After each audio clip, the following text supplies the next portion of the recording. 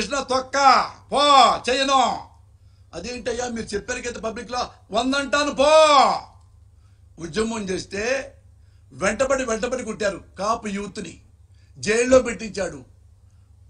ఈయనే కాపు కుర్రోళ్ళు ముదగడ పద్మనాభం గారు రైళ్లు తగలబెట్టారని డ్రామా ఆడిది, దొంగ కేసులు పెట్టించి బొక్కలో పెట్టారు. ఎంత ఘోరంగా చేశారంటే ముదగడ పద్మనాభం గారిని ఆయన కుటుంబాన్ని మెడబెట్టి నెట్టి జైల్లో పడేశారు, తీసుకొచ్చి హాస్పిటల్లో పడేశారు పట్టుకొచ్చి. ది గ్రేట్ ముద్రగడ పద్మనాభాన్ని ఏం పీకారు అన్నాడు. ముద్రగడ పద్మనాభం ఏం పీకాడు, ఇంకేదో అప్పుడప్పుడు అరుతుంటే కొన్ని కోట్లు పక్కన పడేసి కాపు నాయకుడిని కాపులతోనే అమ్మనాబోతులు తిట్టించినంత క్లెవర్ చంద్రబాబు నాయుడు. ఇదే కాపు జాతి కోసం తను ప్రాణాలు బలిపెట్టాడు ముద్రగడ పద్మనాభం గారు.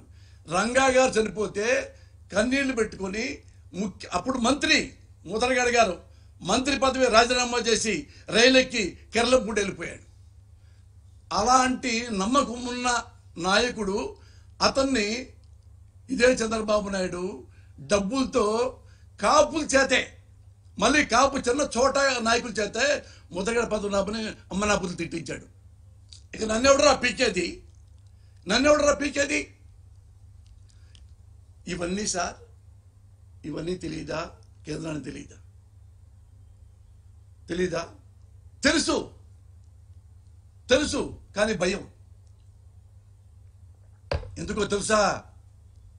మోడీ నా జోలికి వచ్చావా?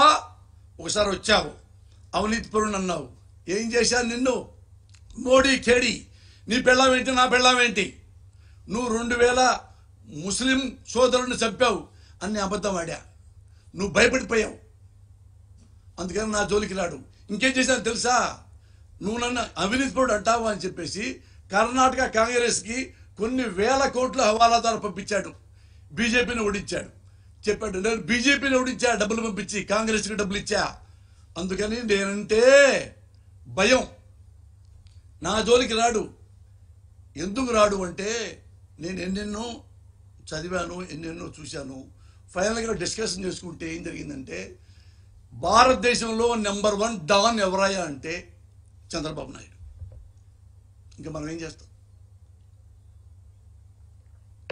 జగన్మోహన్ రెడ్డి ఇంటికి డైరెక్ట్గా వచ్చేసి మర్డర్ చేయగలడు. డాన్